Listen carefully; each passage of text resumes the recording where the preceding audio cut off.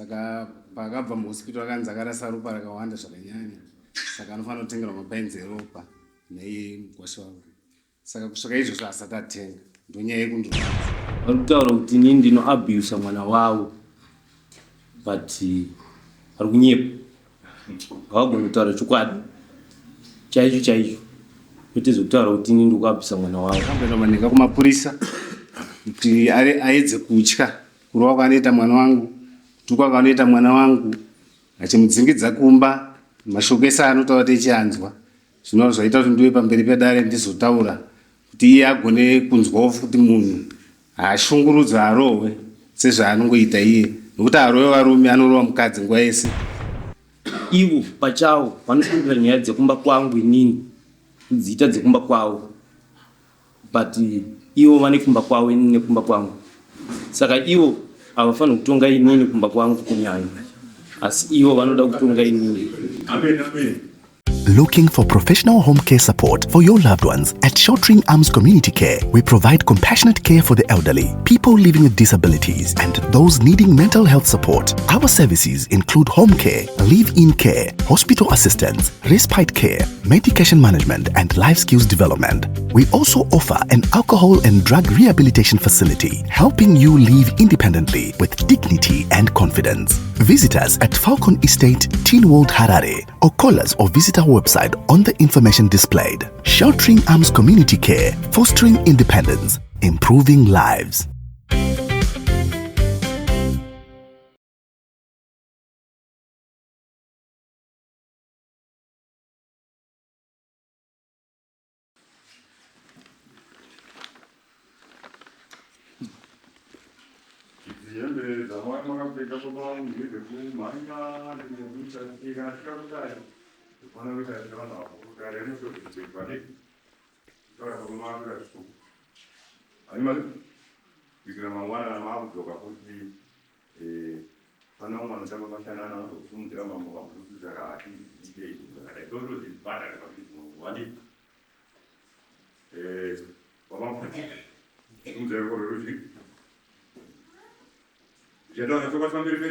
Chataura chokwadi pamberi pedare. Nepamberi paMwari. Chataura chokwadi pamberi pedare. Chataura chokwadi pamberi pedare. Pamberi paMwari. Pamberi paMwari. Takumira zvokwadi zvenyu. Zvatamisire dare nguva. Muchidzai chokwadi handisi.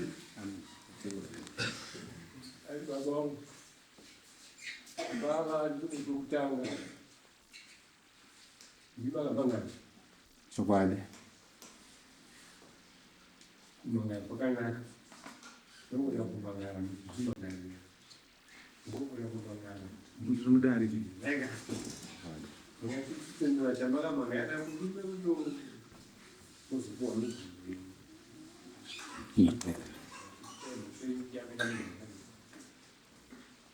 Ndakagara yandasumba. Waipari pamwe anonzi Terenzi Muchenje ndiye anova mukwasha wangu, indotwa Samuel Shuva. Ndakamumangarira mushure mekunge mukati memba yake iye nemwana wangu wakatora vari kumhirizhongana kana kuti ndingati abuse, ari kushungurudza mwana wangu. Asi paanomushungurudza nguva zhinji panyaya dzatinombogadzisa semhuri, anozopedzisira kutaura kuti audzwa namai vake mashoko ese anenge achitaura kana vachinge vanetsana mukati memba. Sei ndikuti namai vake pese pavanonetsana nyaya dzese dzatinosvika takamboenda manhenga kumapurisa kuti aedze kutya kurova kwanoita mwana wangu, kutukwa kwanoita mwana wangu, achimudzingidza kumba, mashoko ese anotaura tichianzwa. Zvinova zvaita kuti ndiwe pamberi pedare ndizotaura kuti iye agone kunzwawo kuti munhu haashungurudzwa arohwe sezvaanongoita iye, nokuti arohwe varume anorova mukadzi nguva yese. Vanhu vangatadze kunzwisa kuti sei ndati amai vake ndinonamata nawo chechi imwe chete. Ndakati umwe musi ndichibva kuchechi ndiri amai vacho nevamwe vainza mbuya Fei. Ndo point yamamisira kwasha padare. Dzimwe dzemuzutsanangura but ingori nyaya kuti anoabhiyusa mwana here kana kuti neimwe abuse mwana wangu. Iya auya nani Mukoma? Wauya nani? Ndauya nababa na mai wako mami wani mimi. Mukadzi wako ari mwe. Ngwari. Baba wako vari kunyemberera. Hungu. Say what hungu. Ndikuziva kuti hungu ndikuti varikutaura kuti nini ndino abuse mwana wavo. But vari kunyepa. Havagoni kutaura chokwadi. Chaicho. Kuti zvekutaura kuti nini ndikuabvisa mwana wavo. Ivo pachavo vanoshandira nyaya dzekumba kwangu inini kudziita dzekumba kwavo. But ivo vane kumba kwavo inini nekumba kwangu. Saka ivo havafaniri kutonga inini kumba kwangu kunyanya. Asi ivo vanoda kutonga inini. Amen. Vanhu vari kutaura ngomwana. Ukuzwa kugotsoka zvakai.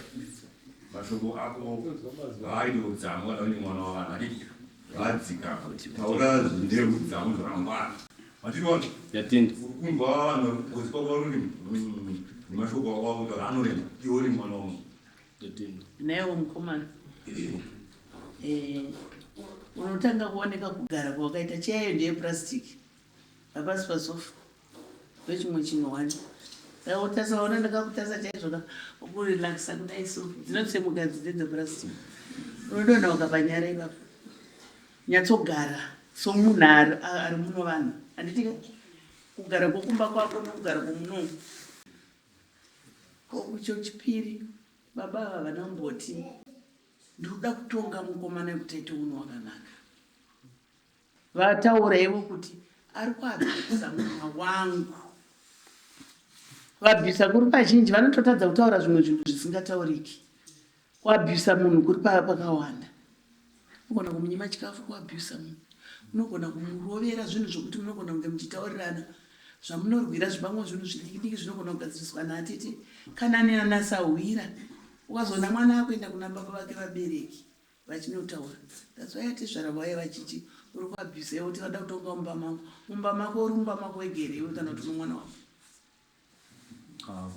Mumba mako ugara mwana wavo here vanopenga.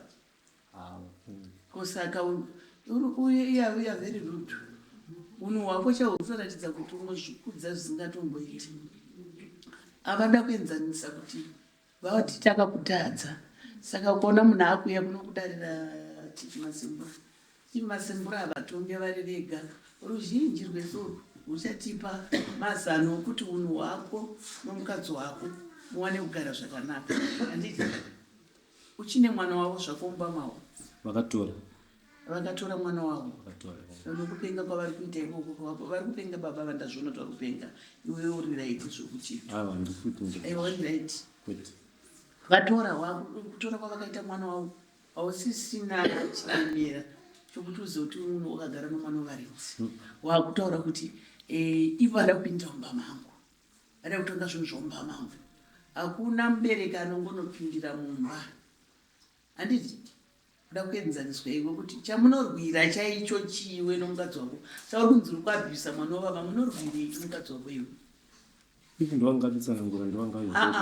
Ava handisi kutaura navavo. Ndati iwewe nomukadzi wako muri kunyanyorwirei chinopa kuti ana VATEZVARA vazopinda mukati memba yako. Chii? Mbondipindura ipapo. Pamusoro vedara. Yaachera tuomeni. Asi rega ndizame kutseka.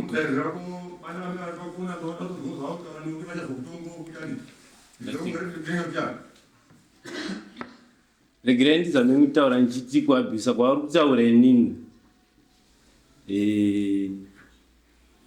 Ngati kumashura nana October.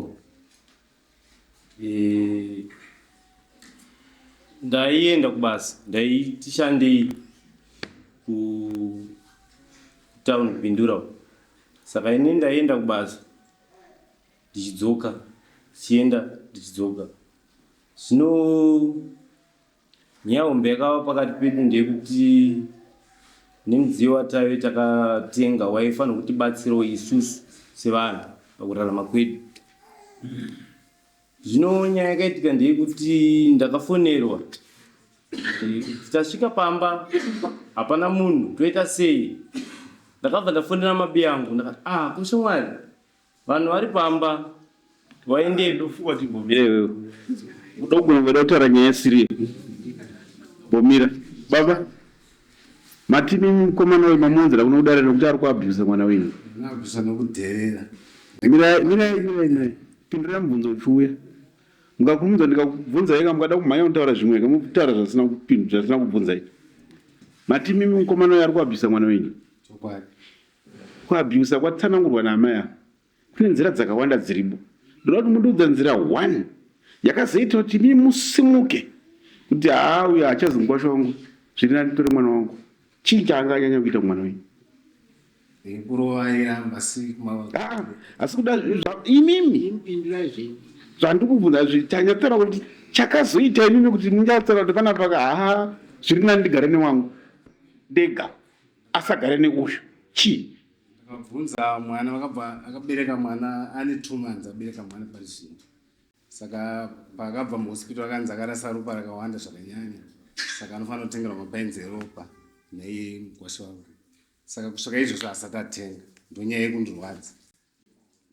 Saka imi makatora mwana wenyu nenyaya yekuti akanga asununguka achinzi ada kuwedzerwa ropa neuyu uyu akaita urombo hwake hwekuti haana kukwanisa kuita sei kutenga ropa kuti aidze mudzimai wake. Bamati chindipa mwana wangu ndonoisa ndega ropa nei? Ndizvo handizvo? Ndizvo here shamwari? Tifambe nyaya senyaya. Taiwongoda kutaura nyaya dzekuti takazotenga chakati no. Toda kunzwa nyaya yakasimukira baba. Taura tinzi. Unoda kutengera mudzimai ropa? Ndakatenga siri kuchipatara ndakanzi tengai mapiritsi. Ndakatenga mapiritsi ekuwedzera ropa. Ndakamatenga pafamasi yekadhasi pachipatara pabhengera hospital pai $2. Mapiritsi avo vakamamwa ka1 vari muchipatara nanhasi achiri kukumba. Zvese nemakadhi acho achiri vakamamwa ka1. Aripo kumashura. So mukatone musikana wekunyedzi. Alright. Tazvinzwa zvakutaura. Saka imi baba imimi sezvamataura kuti mainga kuno nenyaya yekuti mwana wanyanga achiabhuswa. Takanangana nenyaya yekuti haana kunga apiwa ropa after asununguka. Handiti mama muchida kuti dariri kubatsira seya. Ndataite hanya mwana wangu. Zvataurwawo kana iri health mwana wangu aitawo serious. Varege kuramba vachimhirizhongana sezvani. Neimwe nzira muri kuti muri kuda kuti paitwe counseling naye. Paitwe counseling pawe neuyananiswa pakati pavanhu tu ava. Nemimi nemwana imimi mukwasha wenyu nemwana wenyu kuti paite kuyananisa naye. Ndozvamuri kuda ndizvo? Tatina asi kudoramba tine nyaya iyo iri pamberi pedu. Tokumbira masoro jena aripo handiti vakwanise kuti vaite counseling nevana. Tisatambunzwa kudara rinoti chii? Mwezi mimhosva ndakanyora pasamuna ndakamapaka. Nyaya iripoka toda kubatsirana muno mundomo kubatsirana. Mumwe kutanga kupinda mudare. Mumwe kutanga kupinda mumhaka dzakafanana nedzakadai. Baba mwoyo unorwadza kuti mwana wangu anga achiabhuswa. Asi masvikiro manje unonzi ndovarungu auto approach. Masvikira vaifanira kuti ndovakurehwa nasekretary. Ndauya nomukwasha wangu handina kuroorerwa ndokuda pfuma yangu. Mazviona baba ndokuda pfuma yangu asi kuseri muchiza kuti ndine dendere rakazara kuti sei ndakuda pfuma yangu zvikonzera ndozvokuti zvakati handakuroorerwa. Muri kuona mwana wenyana kugara zvakanaka asi mamiro kunze panze mungangoenda tikakansera ava tinongoenda panze apa tinosvika vati kuimba inoda kuti mugare zvakanaka musarwe iwe usateere zvamai yako iwe usateere zvababa wako vakutodzokera kumba. Imizvo ndinoyambodzoka zvakati ndanda kuda pfuma yangu handakuroorerwa nokuti hatigoni kuvarambanisa kana vachidanana. Vantu vanorovana vachidanana. Mumwe akazona mumwe wezvi akapedza masvondo mangani matatu uyo ari kwake uyo ari kwake mumwe anenge akufunga kuti ndino mumwe wangu uyo dai angadzoka. Saka tikapindira pakati pavapa vasina kuva vana vega azviite. Baba kukanseringi mungaende taurai nyaya yekuti makaroorerwa ichi chakabvisa mukwasha wenyu. Asataroora. Ndo zvamunofanira kutaura kuti inini ndopfuma yangu tozoona kushushana kwavo mavhiri. Zvopanze apa vari kudzoka futi vachitaura nyaya yekuti handakuroorerwa. Tiri kutamisire nguva. Baba ndosaka tachikubvunzai kuti chamasimukira muchisimudza mukwasha wenyu mumisa mudare chii? Matimi mari kuabvisa mwana wangu. Hamuna mbotaura nyaya yekuti hamuna kuroorerwa. Hamuna mbotaura nyaya yekuti mauya kuno muri kuda pfuma. Ndosaka tata kuti isusu zviri mirai. Ndosaka tata kuti isusu zviri nani kuti magogodera ari muno tine madzimai, tine varume vabude panze vaite counseling nemi, vana voita counseling zvoita sei zvopera. Nyaya yepfuma musina kuitaura. Takubvunzai kaviri. Saka achitaura zvakanaka muri kudei? Chindorera. Mauya nelist yezvaakabvisa nezvaasina kubvisa. Makambomupa list racho. Okay. Makuchitanga nyaya manje. Iyi ndo yayedu manje. Yekuti chiita muno mchipa. Tuone list racho.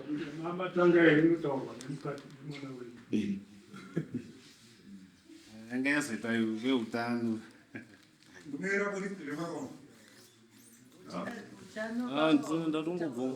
Wandiko list racho unaurero ngoma? Ndatongobva basi. Komande.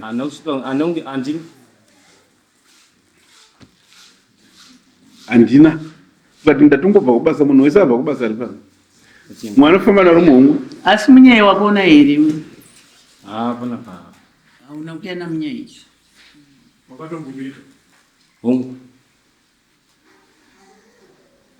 Uri kuzvinzwa kuti zvarakwati ndakuda kuroorerwa.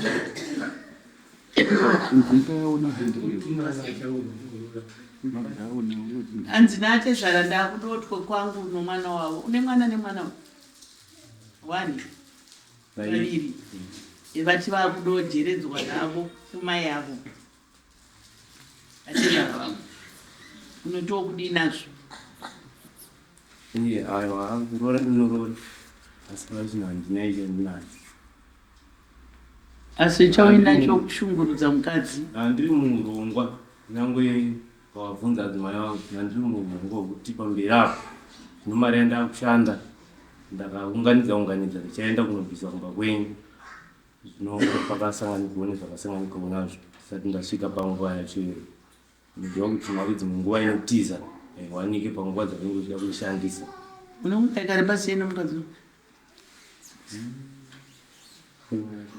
6 years. 6 years. 5. Kurekedzera chii chakaroorwa apa? Panapa vakaenda nemari musi wa6 2021. Vakabvisa svika pamukova $15, gushi $30, ndiro $5, vhura muromo $5, balance 10. Hazadanga kachidya mari ndio manyorwa zvakaita. Zvakirai kuno $20, mbonano $55, kubva kuchituru $30, but vakabvisa 20 kwasara balance 10. Rambi $30 rabviswa. Zvimwe zvese hapana chakaoma.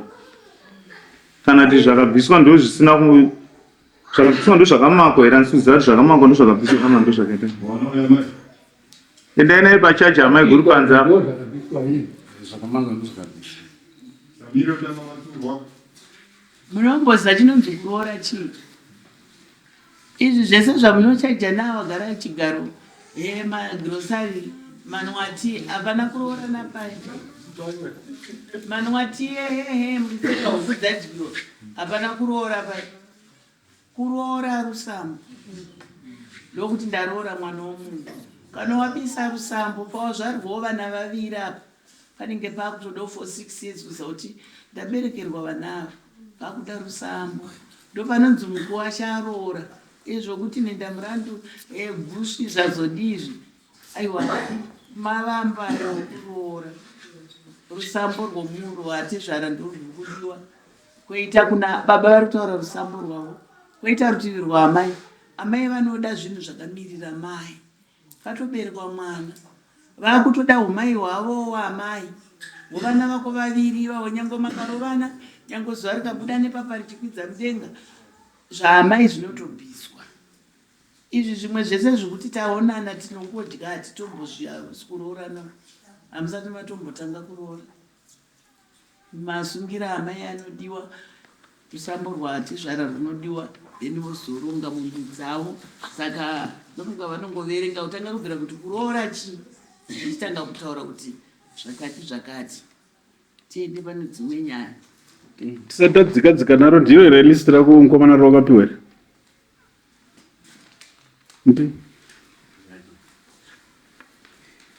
Uchikombeya nerako rawaimaka. Unotoziva. ndiro saka uri kuti ina zvekudiwa kutedzera ava vari right pakutoda pfuma yavo andiri inova iri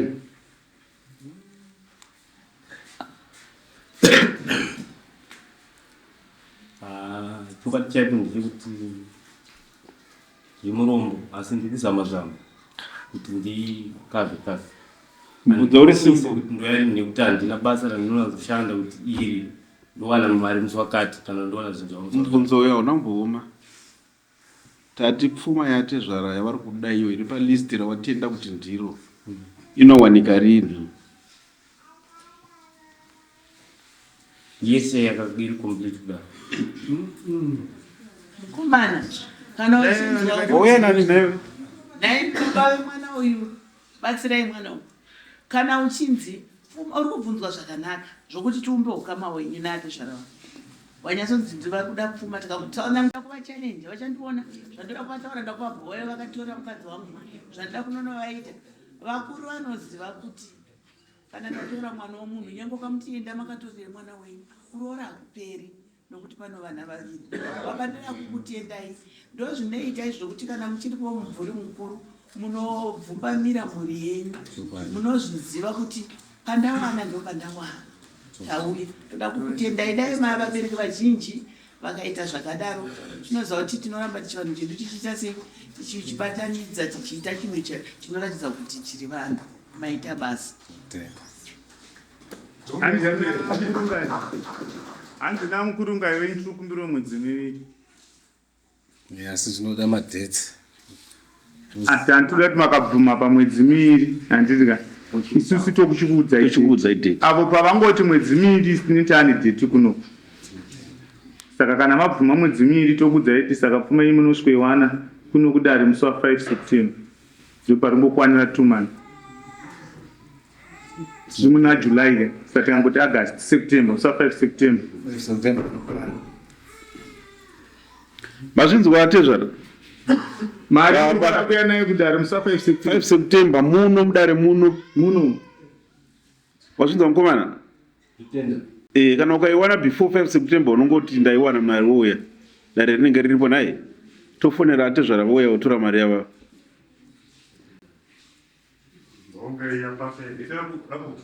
5 september mudare muno atenda